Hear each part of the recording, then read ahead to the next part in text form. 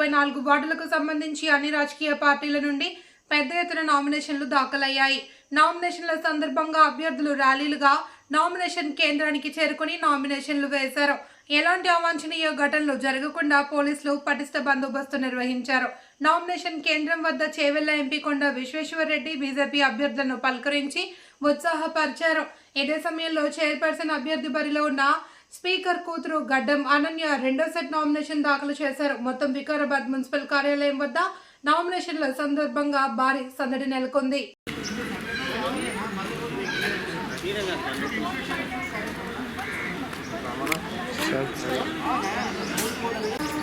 నా పేరు లావణ్య. మాది 28వ వార్డు. ఈ వార్డు నుంచి బీసీ మహిళా రిజర్వేషన్ వచ్చినందున మా వార్డు అభివృద్ధి కోసం నా వంతు ప్రయత్నంగా మా బీజేపీ పార్టీ నుంచి నిలబడ్డాను. అందరూ కూడా వార్డు ప్రజలందరూ కూడా నాకు ఓటు వేసి మన బీజేపీ పార్టీని గెలిపించుకొని అభివృద్ధికి సహాయపడతారని కోరుకుంటున్నాను. Thank you. జై శ్రీరామ్. పైన నరేంద్ర మోడీ గారు చేసే పనులు వార్డు దాకా రావాలంటే ప్రాతినిధ్యం వహించాల్సింది కౌన్సిలరే.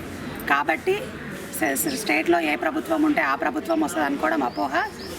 వార్డులకు వచ్చే ప్రతి ₹1 కూడా సెంట్రల్ గవర్నమెంట్ నుంచి వచ్చేది. కాబట్టి ప్రతి ఒక్కరూ ఆలోచించి హిందువులైన ప్రతి ఒక్కరు కూడా మన ధర్మాన్ని మన దేశాన్ని కాపాడుకోవాలంటే ఫస్ట్ భారతీయ జనతా పార్టీ ప్రభుత్వమే ఇక్కడ ఉండాలి, రాష్ట్రంలో ఉండాలి, మళ్ళీ దేశంలో ఉండాలి. అంటే త్రిబుల్ ఇంజన్ సర్కార్ కోసం ప్రయత్నం చేయాలి. ఈరోజు వార్డుల్లో బీజేపీ గెలిస్తేనే రాష్ట్రంలో కూడా గెలిచే అవకాశం ఉంటుంది. కాబట్టి ప్రతి ఒక్కరూ గమనించి సెంట్రల్లో నరేంద్ర మోడీ ఉంటే చాలు, ఢిల్లీలో ఉంటే చాలు, గల్లీలో ఎవరున్నా అనుకునే ఒక కాన్సెప్ట్ని ప్రజలు తీసేసి గల్లీ నుంచి ఢిల్లీ దాకా బీజేపీ ప్రభుత్వం ఉంటే మాత్రమే అభివృద్ధి సాధ్యమవుతుంది అనే ఆలోచన ప్రజల్లో రావాలి. అప్పుడే మన దేశం విశ్వగురువుగా అభివృద్ధి చెందే అవకాశం ఉంటుంది. అంతేకాకుండా ఇన్ని రోజులు బీజేపీకి ప్రాతినిధ్యం లేకుండే ఇప్పుడు మాత్రం మనకు ఎంపీ గారు ఉన్నారు. ఎంపీ గారు సెంట్రల్ నుంచి నిధులు తీసుకొచ్చి ప్రతి వార్డును కూడా అభివృద్ధి చేస్తారు. ఈసారి మనకు ఎంపీ గారు ఇచ్చిన హామీ ఏంటంటే గెలిచిన ప్రతి బీజేపీ కౌన్సిలర్లో ఫస్ట్ 10 లక్షల నిధులతో వర్క్ స్టార్ట్ అయిపోతుంది. ఏ వార్డులో కూడా కాకముందే ఫస్ట్ బీజేపీ వార్డులలోనే అభివృద్ధి జరుగుతుంది. ఇది కూడా ప్రజలు గమనించాలి. అంతేకాకుండా దేశం కోసం, ధర్మం కోసం బీజేపీ ప్రభుత్వం రావాలి. ప్రతి ఓటర్ కూడా వాళ్ళ ఓటును వినియోగించుకోండి. అది వాళ్ళు వేసే ప్రతి ఓటు ఉపయోగపడే విధంగా, దేశానికి ఉపయోగపడే విధంగా, మీ పిల్లల భవిష్యత్తుకు ఉపయోగపడే విధంగా ఆలోచించి ఓటేయండి. ఇదే నా రిక్వెస్ట్. జై శ్రీరామ్. వికారాబాద్ యొక్క మున్సిపల్లోని 26వ వార్డు ప్రజలందరికీ కూడా ముందుగా నమస్కారాలు తెలియజేస్తూ ఈరోజు భారతీయ జనతా పార్టీ తరఫున 26వ వార్డులో భారతీయ జనతా పార్టీ బీజేపీ అభ్యర్థిగా ఈరోజు నామినేషన్ వేయడం జరిగింది. ఇంకా ఎలక్షన్ 10 రోజుల సమయం ఉంది కాబట్టి ఈ సమయంలో ప్రతి ఒక్క వార్డు యొక్క ఓటర్స్ని కలిసి అందరి సహకారంతో అక్కడ బీజేపీ జెండా ఎగరవేయడానికి అందరి సహకారం తీసుకొని అక్కడ గెలవడానికి పూర్తిగా ప్రయత్నం చేస్తున్నాం. తప్పకుండా గెలుస్తాం. ఈరోజు దేశవ్యాప్తంగా చూస్తే నరేంద్ర మోడీ గారు ఈరోజు దేశాన్ని ఒక అగ్రగామిగా తీర్చిదిద్దిండు. వికారాబాద్లో కూడా చాలా సమస్యలు ఉన్నాయి. ఇప్పుడు నేను ఏదైతే పోటీ చేసే వార్డు ఉందో అక్కడ కూడా పెద్ద ఎత్తున సమస్యలు చాలా ఉన్నాయి. ఇప్పటికీ మేము 10 రోజుల నుంచి వార్డులో తిరుగుతుంటే ప్రజలందరూ కూడా చాలా సమస్యలు మా దృష్టికి తీసుకురావడం జరిగింది. కాబట్టి నేను అక్కడ నుంచి గెలిచాక ఆ సమస్యలన్నీ నా దృష్టిలో ఉన్నాయి. కాబట్టి ఈ 5 ఏళ్ల సమయంలో నేను అక్కడ ప్రతి సమస్యను కూడా లేకుండా ప్రతి సమస్యను నేను క్లియర్ చేసేటట్టు నేను ప్రయత్నం చేస్తాను. నాకు ప్రజల ఆశీర్వాదం ఉంది, కార్యకర్తల ఆశీర్వాదం ఉంది, బీజేపీ ఆశీర్వాదం ఉంది, మిగతా మాకు సంబంధించిన వివిధ క్షేత్రాల అందరి ఆశీర్వాదం ఉంది. కాబట్టి నేను అక్కడి నుంచి తప్పకుండా గెలుస్తానని నమ్మకం ఉంది. మరొకసారి ఈరోజు నామినేషన్ వేసిన సందర్భంగా నాకు ఆశీర్వదించిన 26వ వార్డు ప్రజలందరూ కూడా పేరు పేరున ధన్యవాదాలు తెలియజేస్తూ భారత్ మాతాకి జై. వికారాబాద్ మున్సిపాలిటీ ఎలక్షన్స్లో 19వ వార్డు నుంచి ఓసీ జనరల్ రావడం వల్ల పట్లుల రవలిరెడ్డిని బీజేపీ తరఫు నుంచి పోటీలోకి దిస్తున్నాం. మేము చాలా సంతోషంగా ఇక్కడ నిలబడి చెప్తున్నాం ఏంటంటే ఒక భారతీయ జనతా పార్టీ నుంచి మేము పోటీలో ఉన్నాం. భారతీయ జనతా పార్టీ అంటే దేశ సంరక్షణ, దేశ ప్రగతికి పెట్టింది పేరులాగా. ఒక 2 పార్టీలు అగెనిస్ట్గా కాంగ్రెస్ పార్టీ ఏంటంటే ఒక కాంగ్రెస్ మహిళా అధ్యక్షురాలు ఉండి కూడా మహిళా బిల్లును తొక్కిపెట్టినారు. మహిళలపైన జరిగినటువంటి త్రిపుల్ తలాక్ లాంటి పెద్ద పెద్ద చారిత్రాత్మకటువంటి బిల్లులను కూడా వాళ్ళు తొక్కిపెట్టినారు. టీఆర్ఎస్ వరకు వస్తే టీఆర్ఎస్ అలాంటి ఎట్లాంటి పార్టీ అంటే వాళ్ళ క్యాబినెట్లో ఒక్క లేడీ కూడా లేకుండా వాళ్ళని క్యాబినెట్ని రెడీ చేసుకుంటున్నారు. వాళ్ళకు మహిళల పైన ఎంత గౌరవం ఉంది, వీళ్ళకి ఎంత గౌరవం ఉంది. అదే బీజేపీ పార్టీ ఎట్లా అంటే త్రిబుల్ తలాక్ లాంటి చారిత్రాత్మక బిల్లులను బీజేపీ అప్రూవ్ చేసింది, ప్లస్ 33% రిజర్వేషన్ని అప్రూవ్ చేసింది.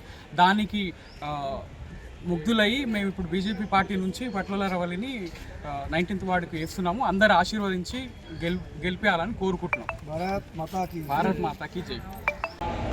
నా పేరు జ్యోతి, 14వ వార్డు అభ్యర్థిగా టీఆర్ఎస్ పార్టీ తరపు నుంచి పోటీ చేయడం జరుగుతుంది. కాబట్టి 14వ వార్డు ప్రజలందరూ మమ్మల్ని గెలిపించగలరని ఆశిస్తున్నాను. వార్డు అభివృద్ధి కోసం మా సాయశక్తులా కృషి చేస్తాము.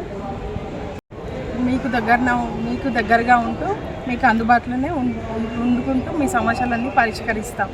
అందరికీ నమస్కారం.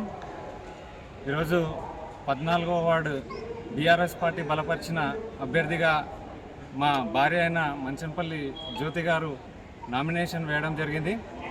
14వ వార్డు ప్రజలకు ఎల్లప్పుడూ అందుబాటులో ఉంటూ వాళ్ళ సమస్యల పరిష్కారం కోసం నిత్యం పోరాడుతూ గతంలో మా అమ్మగారు కూడా ఆ వార్డులో కౌన్సిలర్గా పనిచేయడం జరిగింది, సత్యమ్మ గారు. ఆమె హయాంలో కూడా అనేక అభివృద్ధి కార్యక్రమాలు చేయడం జరిగింది. ఎప్పుడు నిత్యం ప్రజల మధ్యలో ఉంటూ ప్రజా సమస్యలపై పోరాడే మాకు 14వ వార్డు ప్రజలు ఎప్పుడు అండగా ఉంటారని ఆశిస్తూ మంచి మెజారిటీతోటి గెలిపిస్తారని ఆశిస్తూ ఉన్నాను. తెలంగాణ ఉద్యమంలో కూడా 2006 నుంచి ఉద్యమంలో పాల్గొంటూ వికారాబాద్ నియోజకవర్గంలో ఏ సమస్య ఉన్నా ముందుండి పోరాటం చేసి ఎల్లప్పుడూ ప్రజల మధ్య ఉండే మమ్మల్ని ఆశీర్వదించాలని మా 14వ వార్డు ప్రజలను వేడుకుంటున్నాను. Thank you. అందరికీ నమస్కారం. ముఖ్యంగా వికారాబాద్ మున్సిపాలిటీ ప్రజలందరికీ కూడా నా యొక్క నమస్కారాలు తెలియజేస్తూ, మరి మున్సిపల్ ఎలక్షన్స్ వచ్చినాయి, 11వ తారీఖు ఎలక్షన్స్ ఉన్నాయి. కాబట్టి ప్రతి వార్డులో 34 వార్డులకు సంబంధించి బీఆర్ఎస్ పార్టీ తరఫున మరి మా అభ్యర్థులు ఉండడం జరిగింది. కాబట్టి ఇంతకుముందు బీఆర్ఎస్ పార్టీ అధికారంలో ఉన్నప్పుడు పాలన ఎట్లా కొనసాగింది, మరి ఇప్పుడు ఎట్లా పాలన కొనసాగుతుంది అనేటువంటి విషయాన్ని ఆలోచించి వికారాబాద్ మున్సిపాలిటీకి సంబంధించిన ప్రజలు ఓటింగ్ చేయాలి. ఎందుకంటే ఈ ప్రభుత్వం వచ్చి 2.5 సంవత్సరాలైనా ఏడేసిన గొంగడి ఆడే అన్నట్లుగా ఉన్నది తప్పిస్తే అభివృద్ధి అనేటువంటిది లేదు. మరి మున్సిపల్ ఎలక్షన్స్ కూడా సంవత్సరం తర్వాత మరి పెట్టిండ్రు, సంవత్సరం అయిపోయింది, ఇప్పటికీ బాడీ పూర్తి అయిపోయి. కాబట్టి ఈ పట్టణ ప్రజలందరూ కూడా ఆలోచించాలి. ఆ రోజు కేసీఆర్ ఎట్లా చేసిండు, ఈరోజు ఉన్న ఈ ముఖ్యమంత్రి ఎట్లా చేస్తుండో. వికారాబాద్ విషయానికి వస్తే వికారాబాద్ టౌన్కు సంబంధించిన వార్డులలో కూడా అప్పుడు డ్రైనేజ్ వ్యవస్థ కానీ పట్టణ ప్రగతి అని పెట్టి ప్రతి 6 నెలలకు 3 నెలలకు వాళ్ళ లోపల సాఫ్ సఫాయి చేసి అంత నీట్గా ఉండేటట్టు చేస్తుండే. ఈరోజు చూస్తే మోరిలాల ఎక్కడ చెట్లు అక్కడనే ముంచినాయి. మిషన్ భగీరథ వాటరు బీఆర్ఎస్ పాలన లోపల ప్రతి వార్డుకు కానీ ప్రతి గ్రామానికి కానీ ఎంత అద్భుతంగా ఏ రోజు ఏమంటారు డిస్టర్బెన్స్ లేకుండా వాటర్ ఉంటుండే. కరెంటు అంతే. ఈరోజు వాటర్ కావచ్చు, కరెంటు కావచ్చు, డ్రైనేజ్ వ్యవస్థ కావచ్చు, ఇవన్నీ అస్తవ్యస్తంగా ఉన్నాయంటే ఇది ఉన్న ప్రభుత్వం యొక్క చేతగానితనం, పర్యవేక్షణ లేదు ప్రభుత్వంది. కాబట్టి పట్టణ ప్రజలు ఆలోచించాలి. అధికారంలో ఉంది అని ఓటింగ్ వేయొద్దు, ఎవరు ఏం చేసిండ్రు అనేది ఆలోచించాలి. మరి ఈరోజు మా లాస్ట్ రోజు కాబట్టి నామినేషన్స్ మా 8వ వార్డు తరఫు నుంచి మా పాండు గారిని కూడా నామినేషన్ వేయించడం జరిగింది. నేను ముఖ్యంగా 8వ వార్డు 7వ వార్డు ప్రజలకు కూడా కోరుకుంటున్నా, మీరు తప్పకుండా బీఆర్ఎస్ పార్టీనే గెలిపించాలి. బీఆర్ఎస్ పార్టీని గెలిపించాలి. ప్రజలందరూ మీ సేవ లోపల ఉంటారు, నాయకులందరూ మీ సేవ లోపల ఉంటారు.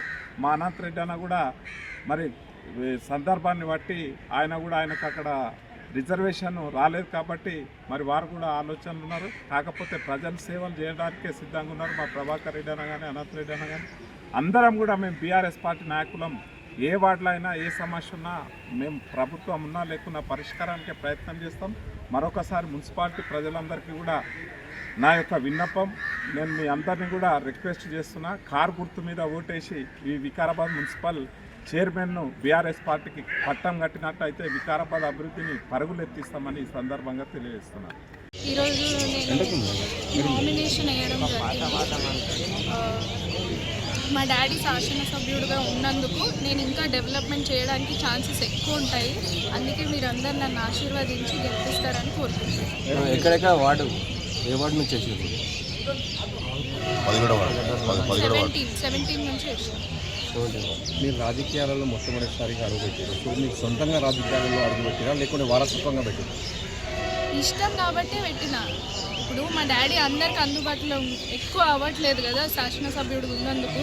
సో నేను ఇక్కడ ఉండి నేను ఇక్కడ హెల్ప్ చేయొచ్చు అని ఇంకా దగ్గరకు అవుదామని. ఇప్పుడు మా డాడీ అయితే మొగోళ్ళతో మాట్లాడుకోవచ్చు, కానీ నేను ఒక ఆడోళ్ళకి ఇంకో కొంచెం సాయం చేద్దామని వచ్చిన. టోటల్ ఎన్ని వార్డులలో మీరు నామినేషన్ దాఖలు? అది 17 వార్డులు వేసిన. ఈరోజు 18th వార్డు నుంచి నామినేషన్ వేయడం జరిగింది. మన గౌరవనీయులు వికారాబాద్ శాసనసభ్యులు మరియు తెలంగాణ శాసన సభాపతి గౌరవనీయులు గడ్డం ప్రసాద్ కుమార్ గారి ఆదేశానుసారం ఆయన సూచన మేరకు ఈరోజు 18th వార్డు లోపల నామినేషన్ వేయడం జరిగింది. చైర్మన్ క్యాండిడేట్గా ప్రసాద్ కుమార్ గారి కూతురు నిన్న నామినేషన్ వేయడం జరిగింది.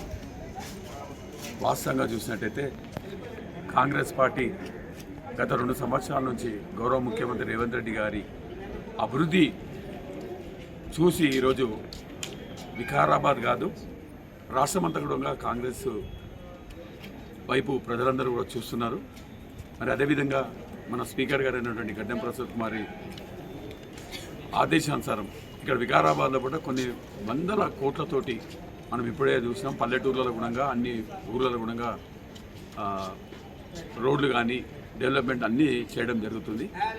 వికారాబాద్ పట్టణానికి కూడా మేమున్నప్పుడే చైర్మన్గా ఉన్నప్పుడు 60 కోట్లు శాంక్షన్ అయింది. దాని టెండర్ ప్రక్రియ కూడా పూర్తయిపోయింది.